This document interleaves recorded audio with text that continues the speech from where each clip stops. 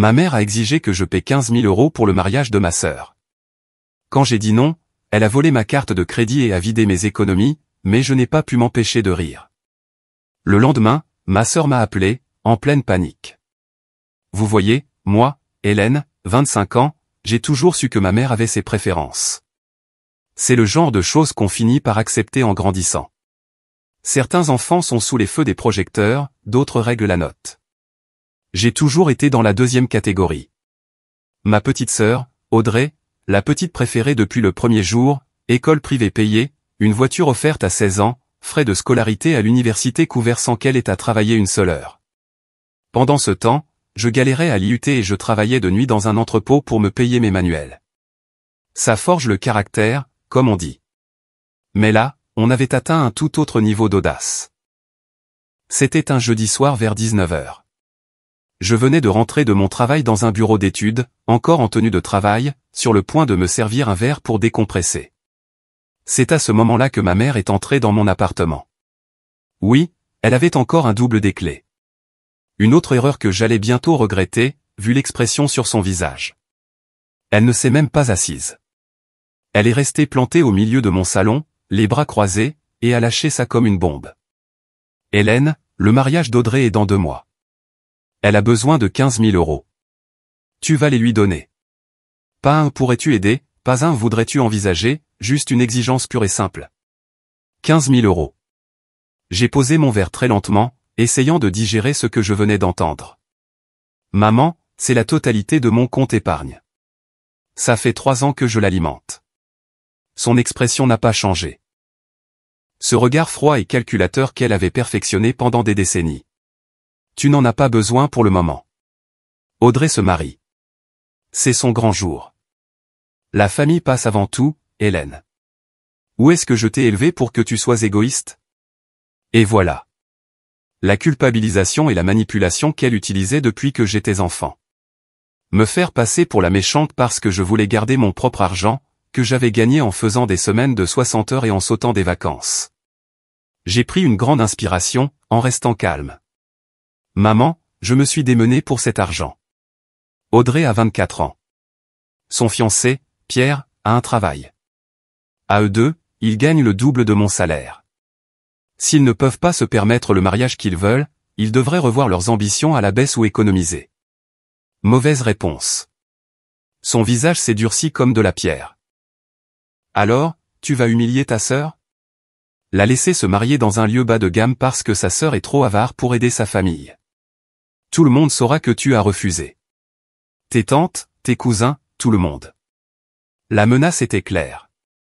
Elle ferait de moi la méchante à chaque réunion de famille pour le reste de ma vie. Me dépeindre comme la fille égoïste qui a laissé le mariage de sa sœur tomber à l'eau. Peu importe que je les ai déjà dépannés avant. J'ai couvert les mensualités de la voiture de maman 2 fois l'année dernière. J'ai payé les soins dentaires d'urgence d'Audrey qui, bizarrement, incluaient des facettes esthétiques. Mais bien sûr, c'est moi l'avare ici. Je ne paierai pas pour le mariage d'Audrey, dis-je fermement, la regardant droit dans les yeux. C'est ma décision finale. La température dans la pièce a chuté d'au moins 10 degrés. Les lèvres de ma mère se sont pincées en une fine ligne, ses yeux sont devenus sombres. Tu fais une erreur, Hélène. Une grosse erreur. Ne dis pas que je ne t'avais pas prévenu. Elle s'est retournée et est sortie, claquant la porte de mon appartement assez fort pour faire trembler le cadre. Je suis restée assise dans le silence qui a suivi. Ce pressentiment au fond de mon ventre, qui me disait que ce n'était pas fini. J'aurais dû changer mes serrures ce soir-là. J'aurais dû bloquer ma carte de crédit. J'aurais dû faire beaucoup de choses. Mais je me suis dit que même elle ne franchirait pas certaines limites. Oui, je me trompais lourdement là-dessus. Je me suis réveillé le vendredi matin avec mon téléphone qui vibrait comme un fou. J'avais 3 appels manqués du service antifraude de ma banque et 2 alertes par SMS. Mon estomac s'est noué avant même de les ouvrir. Je me suis connecté à mon application bancaire et mes pires craintes se sont confirmées. Mon crédit disponible s'était effondré. Près de 15 000 € de transactions en attente enregistrées pendant la nuit. Mon compte courant était intact. Tout était sur ma carte de crédit. L'historique des transactions m'a donné envie de frapper dans le mur. Acompte pour le lieu de réception, 5 000 €. Acompte pour le traiteur, 4 500 €. Forfait photographe, 2 800 €. Fleuriste, 1 500 €. Retouche de la robe, 980 €. Décoration de la réception, 467 €. Les débits continuaient. Tous effectués en l'espace de 6 heures. Tous sur ma carte de crédit que je gardais sous clé dans le tiroir de mon bureau. Mes mains tremblaient tellement que j'avais du mal à composer le numéro de la banque. J'ai passé 20 minutes au téléphone à confirmer ce que je savais déjà. Quelqu'un avait utilisé ma carte pour une virée shopping et ce quelqu'un avait toutes les informations de ma carte, y compris le code CVV. Le conseiller antifraude m'a demandé si quelqu'un avait accès à mon appartement. Ma mère a une clé, dis-je, et elle m'a exigé ce montant exact hier. Le conseiller est resté silencieux une seconde. Madame, je suis vraiment désolé, mais vous allez devoir porter plainte à la police pour escroquerie. Nous pouvons lancer la procédure de contestation, mais avec l'implication de la famille, cela pourrait devenir compliqué. J'ai raccroché et je suis resté assise sur mon canapé, essayant de comprendre. Ma propre mère était entrée par effraction dans mon appartement, avait trouvé ma carte de crédit et avait dépensé près de 15 000 € sur ma carte pour financer le mariage de ma sœur. Pas demandé, pas emprunté, volé. Mon ami Léo, avec qui je travaillais depuis 5 ans, m'a appelé à ce moment-là pour notre habituelle pause café du vendredi. Il a entendu quelque chose dans ma voix quand j'ai répondu. Tu as une voix de quelqu'un qui a passé une sale journée. Qu'est-ce qui s'est passé? Je lui ai tout raconté. Il est resté silencieux un long moment, puis a dit, tu dois gérer ça maintenant, sinon elles continueront à le faire pour toujours. Il avait raison. Il ne s'agissait plus seulement de l'argent. Il s'agissait de ma mère qui pensait pouvoir me voler sans aucune conséquence. J'ai appelé ma mère. Elle a décroché à la 3e sonnerie, l'air joyeuse, comme si elle n'avait pas commis une escroquerie grave 12 heures plus tôt. Bonjour, Hélène. J'espère que tu as eu le temps de réfléchir à tu as volé ma carte de crédit. Je l'ai coupée, la voix glaciale. Tu as volé 15 000 €. Silence, puis avec ce ton condescendant qu'elle avait perfectionné. Oh, ne sois pas si dramatique. Je n'ai rien volé. J'ai juste géré les choses. Audrey avait besoin d'aide et tu faisais l'obstiné. Tu me remercieras plus tard quand tu verras comme le mariage est magnifique. Le toupet de cette femme, elle ne le niait même pas. Ne s'excusait pas. Elle agissait comme si elle me rendait service. Je veux récupérer ma carte maintenant et tu vas annuler chacune de ces transactions. Elle a ri. Hélène, ma chérie, c'est déjà fait. Les acomptes ne sont pas remboursables. Accepte-le et passe à autre chose. D'ailleurs, qu'est-ce que tu vas faire? Appeler la police pour dénoncer ta propre mère? Et voilà. La vraie manœuvre de pouvoir. Elle pensait que je ne porterais pas plainte à cause de la loyauté familiale. À cause de ce que ça donnerait, parce qu'elle m'avait élevé pour ne jamais faire de vagues. Dommage qu'elle ait mal calculé son coût. Eh bien, à ce sujet. Tu as 24 heures pour rendre l'argent, la totalité, ou je dépose une plainte. Tu n'oserais pas, j'ai raccroché. Ensuite, j'ai rappelé la banque et j'ai officiellement déclaré la carte volée et toutes les transactions comme frauduleuses.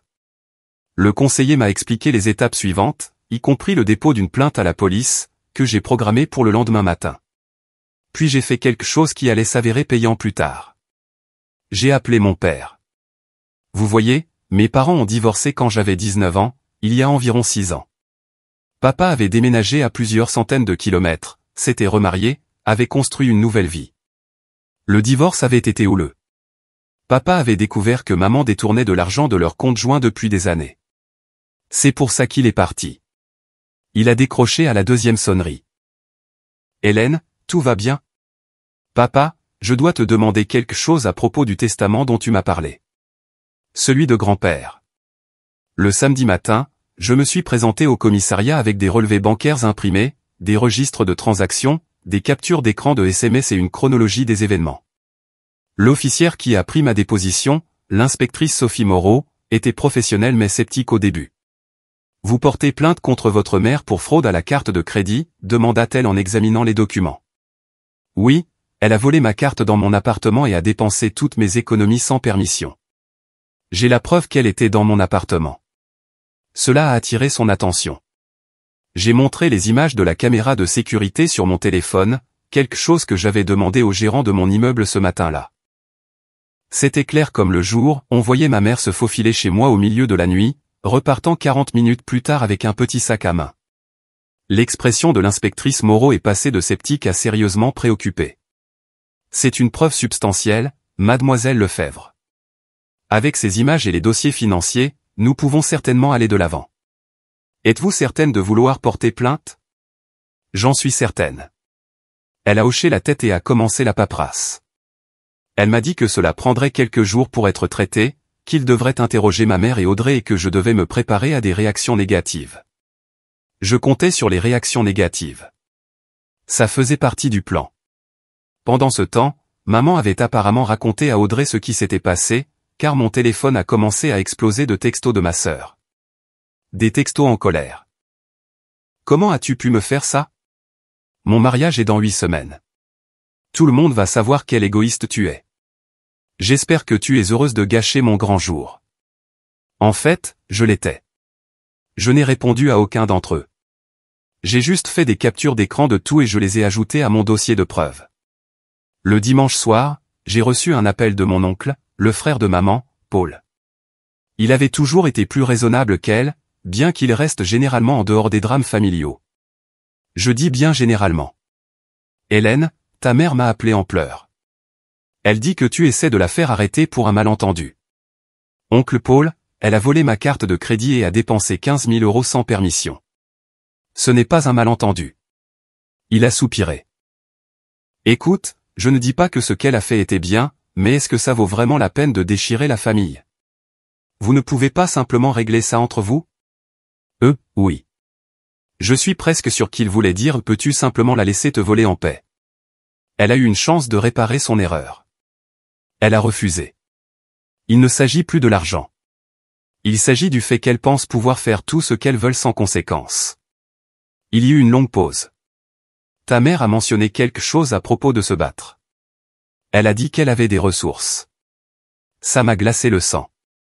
Ressources signifiait avocat, ce qui expliquait exactement pourquoi ma conversation avec papa l'autre jour était si importante. Après avoir raccroché, j'ai sorti le dossier que papa m'avait envoyé par courrier express. À l'intérieur se trouvaient des documents sur la succession de mon grand-père, en particulier le fonds en fiducie qu'il avait créé avant de mourir il y a 4 ans. Grand-père avait été un propriétaire de petite entreprise prospère et avait vendu sa société pour une belle somme, partageant l'argent entre ses enfants et petits-enfants, mais avec des conditions très spécifiques énoncées dans l'acte de fiducie. La clause clé, enfouie dans le jargon juridique, tout bénéficiaire reconnu coupable d'escroquerie, de vol, de détournement de fonds ou de crime financier contre un autre membre de la famille perdra l'intégralité de sa part de la fiducie, qui sera redistribuée aux autres bénéficiaires. La part de maman, 180 000 €, actuellement dans une fiducie gérée à laquelle elle ne pourrait pas accéder avant d'avoir 62 ans l'année prochaine. Audrey avait une part plus petite, 45 000 €, qui devait se débloquer à ses 28 ans. Le meilleur dans tout ça, c'est que grand-père m'avait nommé fiduciaire secondaire après papa. Si maman était reconnue coupable d'escroquerie, j'aurais l'autorité pour faire appliquer la clause de déchéance. Chaque centime serait redistribué à moi et à mes cousins.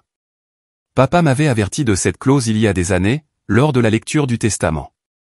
Il avait dit que grand-père l'avait spécifiquement incluse parce qu'il avait vu les tendances manipulatrices de maman et voulait protéger la famille contre elle. À l'époque, je trouvais ça paranoïaque. Maintenant, c'était mon option nucléaire. Lundi matin, j'ai reçu un appel de l'inspectrice Moreau. Mademoiselle Lefebvre, nous avons examiné votre dossier. Compte tenu des preuves, nous allons engager des poursuites. Votre mère sera contactée cette semaine pour un interrogatoire. Et ma sœur? Elle a sciemment bénéficié de la fraude. C'est plus délicat. Si elle ne savait vraiment pas que l'argent était volé, nous ne pouvons pas l'inculper, mais nous lui poserons des questions. Après avoir raccroché, j'ai envoyé un SMS à Audrey. Un message simple. Chaque dépense faite avec ma carte volée doit être remboursée immédiatement. Tu as 48 heures. Sa réponse est arrivée en quelques minutes. Tu es folle? Les acomptes ne sont pas remboursables. Le mariage est dans cette semaine. Je n'annule rien. J'ai répondu, alors tu te marieras pendant que maman fera face à des accusations d'escroquerie. C'est ton choix. Tu bluffes. Tu ne feras jamais ça. Je n'ai pas répondu. Mercredi matin, la bombe a explosé. L'inspectrice Moreau et un autre officier se sont présentés chez ma mère pour l'interroger sur les accusations d'escroquerie. Ma tante, qui habitait à proximité, m'a envoyé un texto dans l'heure avec un compte rendu détaillé, disant que les flics étaient restés 90 minutes, que maman était sortie pâle et secouée, qu'Audrey leur avait crié dessus depuis l'allée. Cet après-midi-là, mon téléphone a sonné. L'avocat de maman, un certain maître Laurent, qui était apparemment spécialisé en droit de la famille et en défense pour la criminalité en col blanc. Merveilleux. Mademoiselle Lefebvre, je représente Éléonore Lefebvre concernant les allégations que vous avez faites. Je vous appelle pour discuter d'une solution. Ma cliente admet qu'il y a eu un malentendu concernant l'utilisation de votre carte de crédit. Elle est prête à mettre en place un plan de paiement pour rembourser les 15 000 € sur une période de 12 mois. En échange, vous abandonnez les poursuites. J'ai failli rire. 12 mois? Un plan de paiement? Pour de l'argent volé? Votre cliente a volé ma carte et a commis une escroquerie. Il y a une preuve vidéo. Ce n'est pas un malentendu. C'est un crime. La réponse est non. Son ton s'est durci. Mademoiselle Lefebvre, je vous conseille de reconsidérer. Poursuivre votre mère au pénal sera coûteux, prendra du temps et endommagera de façon permanente vos relations familiales. Est-ce que ça vaut vraiment 15 000 €? Oui, dis-je sèchement. Très bien, mais je dois vous avertir, nous allons monter une défense vigoureuse. Ça va devenir moche. J'attends ça avec impatience, j'ai raccroché. Après avoir raccroché, mon téléphone a immédiatement commencé à vibrer avec des SMS de divers membres de la famille. Ma tante Laura, l'oncle Paul, même des cousins à qui je parlais à peine. Tous essayaient de me convaincre d'abandonner les poursuites, d'être la plus intelligente, de penser au mariage d'Audrey. Pas un seul d'entre eux n'a qualifié ce que maman avait fait de mal.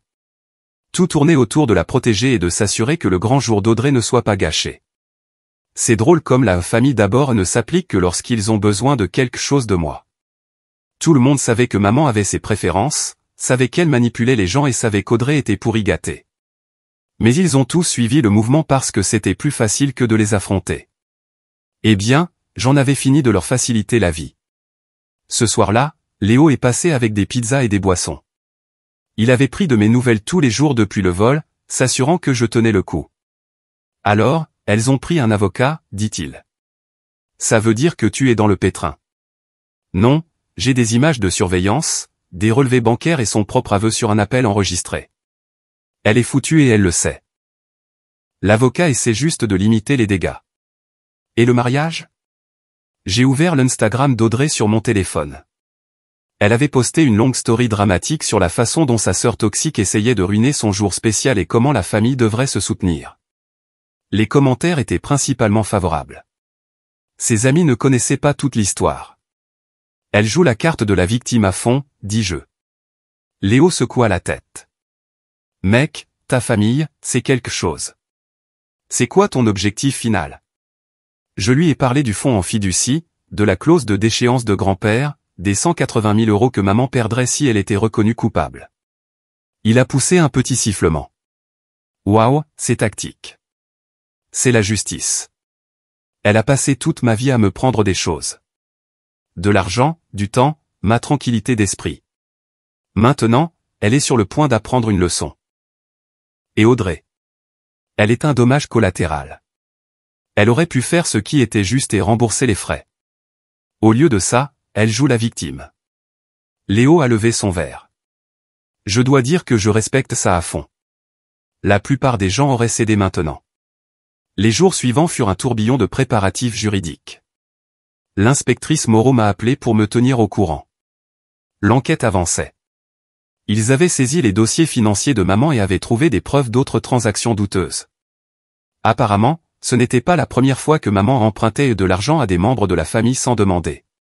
Vendredi après-midi, exactement une semaine après le vol, j'ai reçu un appel de Pierre, le fiancé d'Audrey.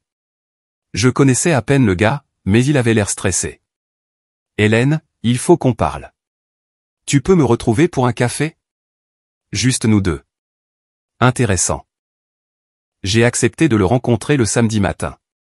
Le samedi matin, je suis arrivé au café en avance, je me suis installé dans une banquette au fond où nous pourrions parler en privé. Pierre est arrivé 10 minutes plus tard, l'air nerveux et comme s'il n'avait pas dormi depuis des jours. Il s'est assis en face de moi. Merci de me rencontrer. Je sais que les choses sont vraiment compliquées en ce moment. C'est une façon de le dire. Il a pris une grande inspiration. Écoute, je veux que tu comprennes quelque chose. Je ne savais pas que ta mère avait volé cet argent. Audrey m'a dit que tu avais accepté de contribuer au mariage, que tu étais heureuse d'aider. Je me suis penché en arrière, l'étudiant. Il semblait sincère. Et tu as cru ça, même si je ne t'ai jamais parlé du mariage une seule fois. Audrey a dit que vous aviez une relation compliquée, que tu préférais passer par ta mère pour en parler. J'ai trouvé ça bizarre, mais... Il s'est interrompu, passant une main dans ses cheveux. Je voulais la croire. On se marie dans cette semaine. Alors, qu'est-ce qui a changé? Les flics sont venus à son appartement jeudi pour poser des questions. J'étais là, j'ai tout entendu. Quand ils sont partis, je lui ai demandé sans détour si elle savait que l'argent était volé. Elle s'est effondrée et a tout avoué. Cela a retenu mon attention. Tout? Pierre a hoché la tête, l'air écœuré. Ta mère n'a pas seulement volé ta carte ce soir-là. Elle planifiait ça depuis des semaines. Elle a demandé à Audrey de repérer ton appartement lors d'une visite il y a 2 mois pour savoir où tu gardais ton portefeuille, tes documents, tout. Audrey est celle qui a suggéré de frapper le compte la nuit, quand tu serais endormi et moins susceptible de le remarquer tout de suite. Mes mains se sont serrées en poing sous la table. Donc Audrey n'était pas seulement une bénéficiaire passive. Elle était une participante active. Tout le numéro de la sœur surprise n'était que ça, un numéro. Elle a planifié ça avec maman, demandai-je, en gardant ma voix égale. Ouais, apparemment ta mère essayait de trouver comment accéder à ton argent depuis des mois. C'est Audrey qui a fait remarquer que tu dirais probablement non si on te le demandait directement, alors elle devait simplement le prendre. Et moi qui pensais que mes problèmes de confiance ne pouvaient pas s'aggraver. Pourquoi tu me dis ça? Pierre m'a regardé droit dans les yeux. Parce que je ne vais pas épouser quelqu'un qui aide à voler sa propre sœur. J'ai annulé le mariage ce matin. Les mots sont restés en suspens entre nous. Je ne m'y attendais pas, tu as annulé. Je lui ai rendu la bague 1 heure avant de venir ici. Je lui ai dit que je ne pouvais pas construire une vie avec quelqu'un capable d'une telle tromperie. Elle n'arrête pas d'appeler et d'envoyer des SMS, mais je l'ai bloqué. Il a sorti son téléphone, m'a montré une série de messages de plus en plus frénétiques d'Audrey. Pierre, s'il te plaît. C'était l'idée de maman, je vais arranger les choses. Et finalement, tu vas le regretter. Elle a aussi dit qu'elle dirait à tout le monde que je l'ai laissé devant l'hôtel, que je l'ai trompé, tout ce qui peut la faire passer pour la victime. Je suis préparé à ça, cependant.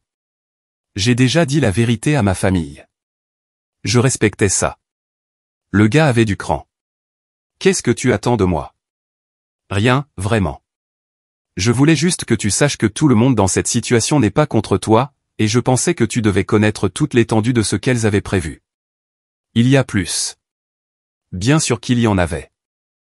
Pierre a de nouveau sorti son téléphone, a ouvert ses photos et m'a montré des captures d'écran de SMS entre Audrey et maman. Des plans pour accéder à mon appartement, des discussions sur les prestataires à réserver. Même un message d'Audrey disant « Hélène est trop passive pour aller jusqu'au bout avec les plaintes. Elle cédera à l'approche du mariage. » Celui-là m'a fait mal. « Je peux avoir des copies de ça, demandai-je. Je te les ai déjà envoyées par email. » Je me suis dit que les flics pourraient les vouloir pour leur enquête. Nous avons parlé pendant encore 30 minutes. Quand nous nous sommes quittés, Pierre m'a serré la main. Pour ce que ça vaut, je suis désolé que tu aies à gérer ça. Ta famille t'a fait croire que tu étais le problème. Ce n'est pas le cas. Le problème, c'est elle. Je suis rentré chez moi abasourdi, l'esprit en ébullition. Audrey avait activement collaboré avec maman pour me voler, tout en publiant sur les réseaux sociaux à quel point elle était excitée pour son mariage, à quel point elle se sentait bénie, à quel point elle aimait sa famille. Le niveau de manipulation était à couper le souffle. Cet après-midi-là, j'ai transmis les captures d'écran de Pierre à l'inspectrice Moreau. Elle m'a appelé 20 minutes plus tard. Mademoiselle Lefebvre, ces messages changent considérablement les choses. Si Audrey a sciemment participé à la planification de l'escroquerie, nous pouvons l'inculper en tant que complice. Êtes-vous prête pour ça? J'ai pensé à toutes les fois où Audrey s'en était sortie pendant notre enfance. Les mensonges, l'argent volé quand nous étions enfants, la fois où elle a accidenté ma voiture et m'a accusé. Maman l'avait toujours protégée, lui avait toujours trouvé des excuses. Oui, dis-je, inculpé-la. La semaine suivante fut un chaos. L'inspectrice Moreau a convoqué Audrey pour un interrogatoire le lundi matin. Sur la base des SMS fournis par Pierre, ils avaient suffisamment de preuves pour l'inculper de complicité d'escroquerie. Elle a été arrêtée le mardi après-midi. Mon téléphone a explosé de messages de membres de la famille. Encore une fois, tous indignés que j'ai laissé la police arrêter Audrey, comme si j'étais personnellement venu avec des menottes. Le meilleur, c'est que l'avocat de maman m'a appelé mercredi. Son ton était complètement différent d'avant. Une panique professionnelle. Mademoiselle Lefebvre, compte tenu des récents développements avec l'arrestation de votre sœur, ma cliente aimerait proposer un règlement. Elle remboursera immédiatement les 15 000 € et couvrira tous vos frais de justice en échange. Non. Mademoiselle Lefebvre, s'il vous plaît, écoutez. J'ai dit non. Votre cliente a eu plusieurs occasions de réparer son erreur. Maintenant, elle doit faire face aux conséquences. Le procureur parle de prison, potentiellement 2 à 5 ans pour escroquerie et usurpation d'identité. Est-ce vraiment ce que vous voulez pour votre mère? Ce que je veux, c'est qu'elle soit tenue pour responsable pour une fois dans sa vie. Et honnêtement, ce que je voulais, c'était arrêter de recevoir des appels d'avocats chers qui facturent à la minute. Il a essayé quelques autres angles. La guérison familiale, les nouveaux départs, penser à la situation dans son ensemble. J'ai tout balayé. Finalement, il a soupiré lourdement. Vous faites une grave erreur, mademoiselle Lefebvre. Cela vous hantera. Non, je peux vivre avec ça. Le vendredi après-midi a apporté le moment que j'attendais. L'inspectrice Moreau a appelé avec une mise à jour. Mademoiselle Lefebvre, votre mère a été formellement inculpée pour fraude à la carte de crédit, usurpation d'identité et vol qualifié. Votre sœur a été inculpée en tant que complice. Elles risquent toutes les deux une peine de prison importante si elles sont reconnues coupables. Cependant, le bureau du procureur a indiqué qu'il serait ouvert à un plaidoyer de culpabilité négocié si les deux accusés montrent des remords et effectuent un remboursement complet. Quel genre de plaidoyer? Une mise à l'épreuve, des travaux d'intérêt général, un casier judiciaire, pas de prison si elles coopèrent et remboursent tout immédiatement. Mais il y a un hic. Elles devraient plaider coupable au tribunal, admettre publiquement ce qu'elles ont fait. Quand cela aurait-il lieu? L'audience est prévue pour lundi. Votre mère et votre sœur devraient accepter les conditions d'ici la fin de la journée aujourd'hui. Sinon, ça ira au procès. J'ai remercié et j'ai raccroché. Puis j'ai attendu. Je me suis demandé si maman ravalerait sa fierté et accepterait l'accord ou si son ego la forcerait à aller au procès. Mon téléphone a sonné 2 heures plus tard. Le numéro de maman. Je l'ai laissé aller sur la messagerie vocale. Elle a appelé 3 fois de plus, puis a laissé un message. Sa voix tremblait. Hélène, s'il te plaît, décroche. Nous devons parler de lundi. L'avocat dit.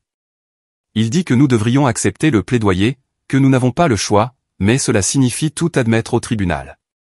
Tout le monde saura. S'il te plaît, il doit y avoir un autre moyen. Rappelle-moi. Je n'ai pas répondu. Le samedi matin, Audrey a essayé d'appeler d'un numéro différent, probablement le téléphone d'un ami, puisque je l'avais bloqué. Je n'ai pas décroché. Elle a aussi laissé un message vocal. Hélène, c'est moi.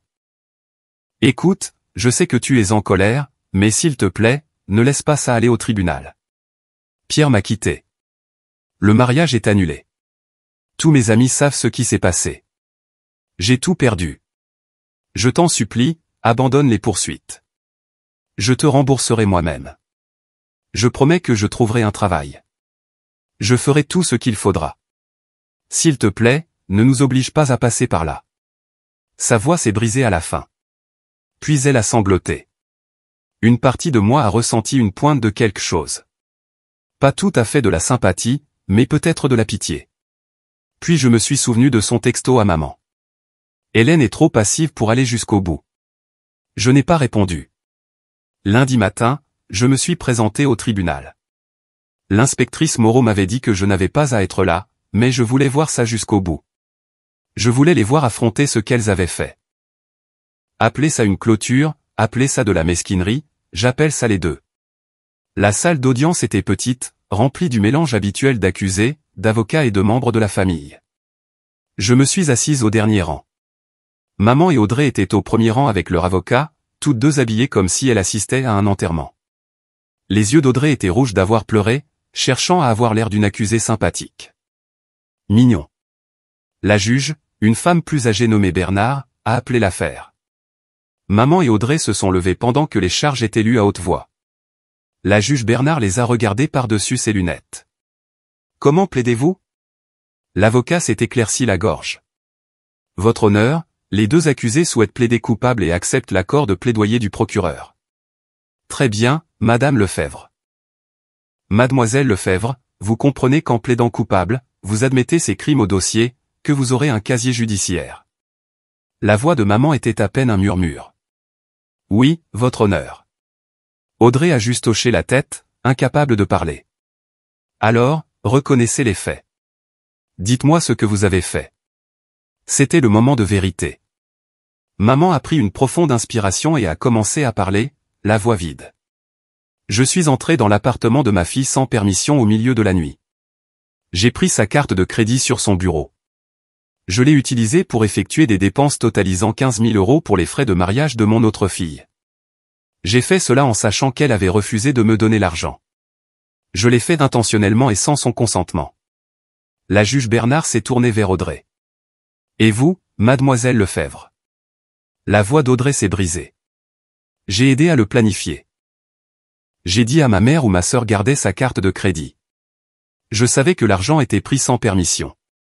J'ai dépensé cet argent pour mon mariage, en sachant qu'il était volé.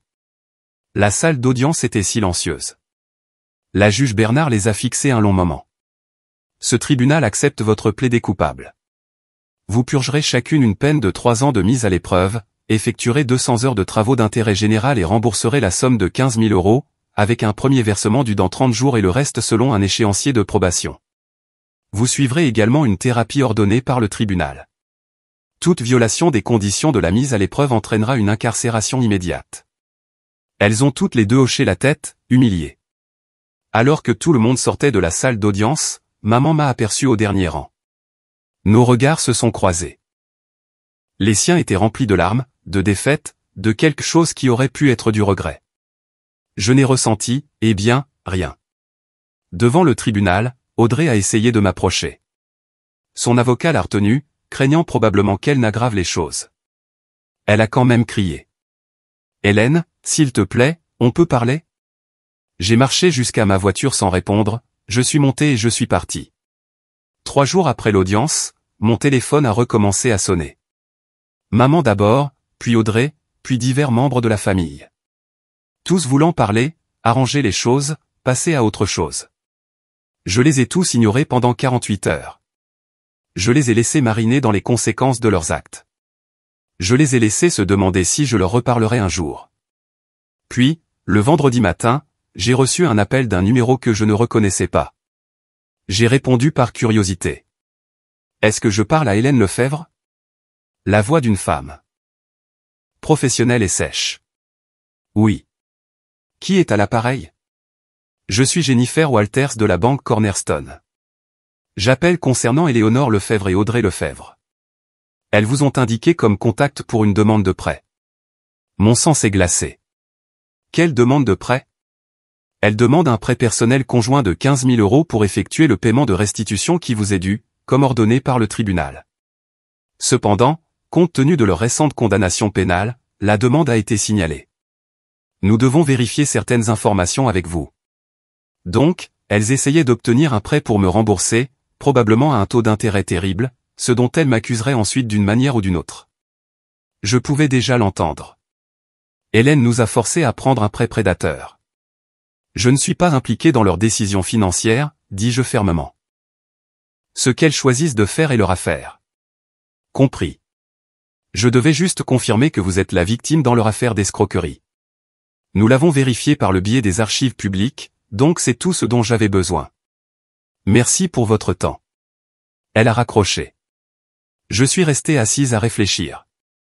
Le délai de 30 jours pour la restitution approchait et elle n'avait pas l'argent. Maman ne pouvait probablement pas encore accéder à son fonds en fiducie et Audrey n'avait aucun revenu. Bien. Cet après-midi-là, j'ai finalement appelé mon père. Hélène, j'ai essayé de te joindre.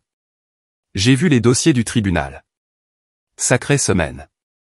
On peut dire ça. Écoute, j'ai besoin de savoir comment exécuter la clause de déchéance dans la fiducie de grand-père. Maman a été reconnue coupable d'escroquerie contre moi. Ça déclenche la clause, n'est-ce pas? Il est resté silencieux un moment. Oui, c'est le cas. Tu veux aller jusqu'au bout? Oui, je veux la faire appliquer.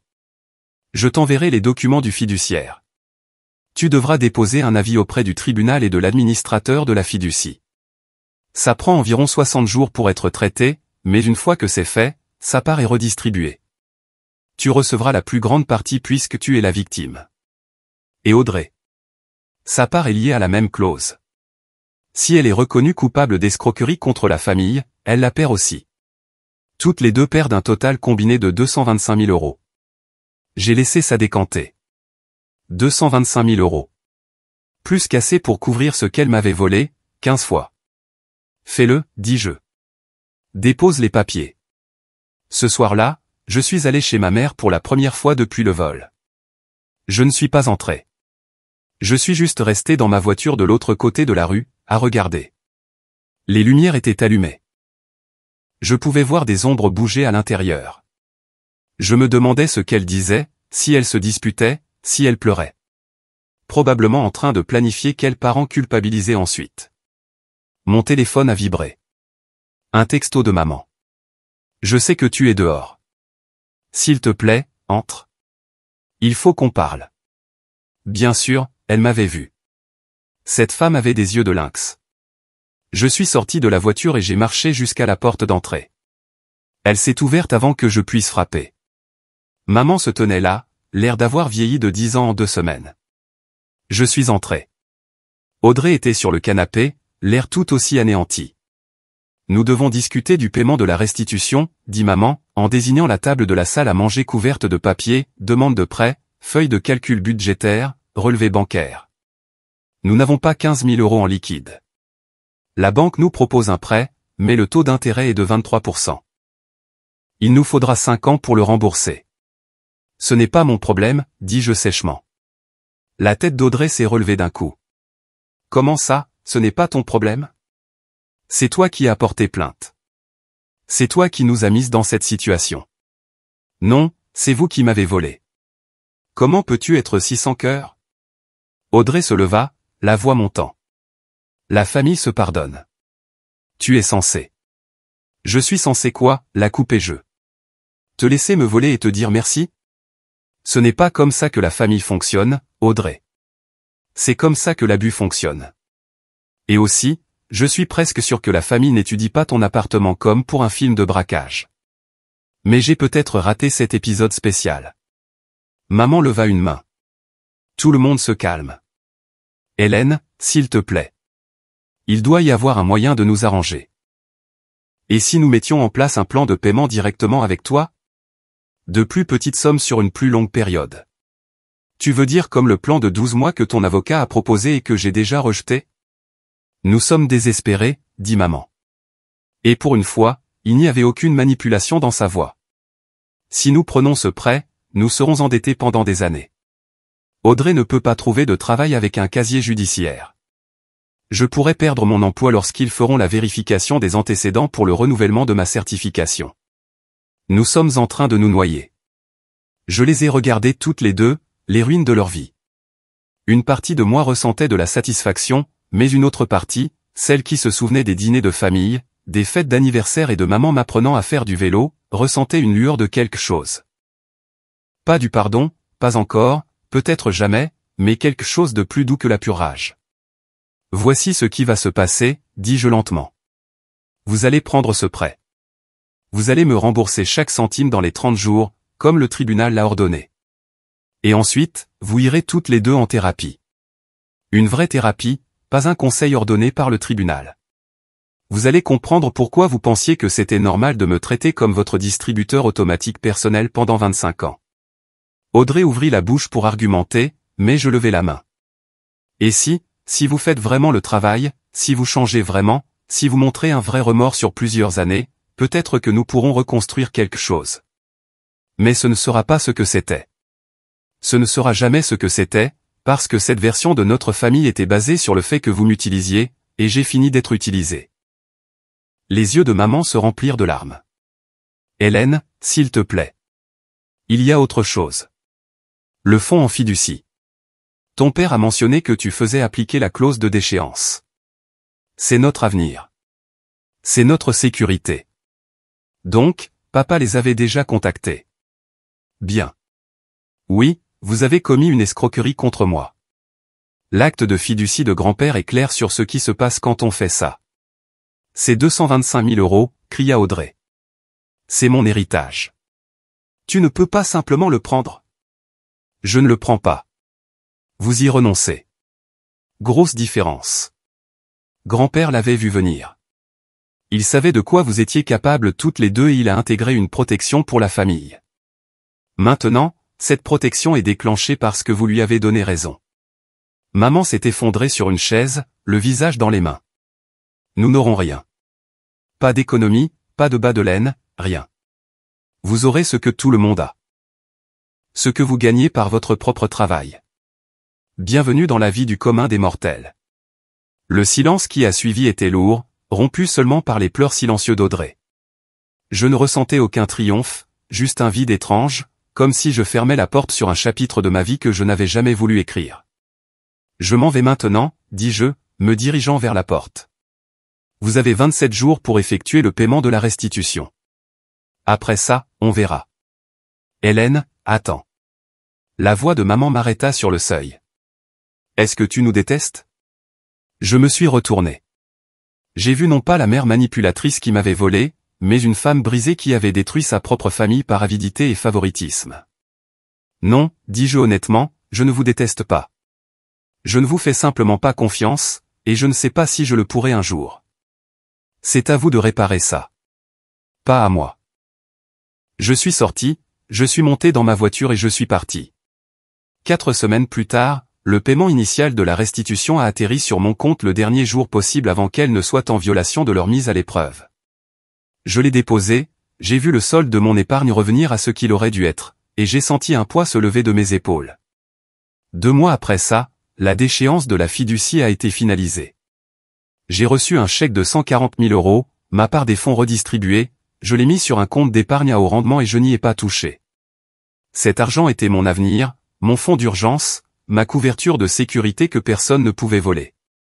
Enfin, il pourrait essayer, mais nous avons établi comment ça se termine. Maman m'envoyait des textos de temps en temps, des nouvelles de ses séances de thérapie, des excuses qui semblaient de plus en plus sincères à chaque fois.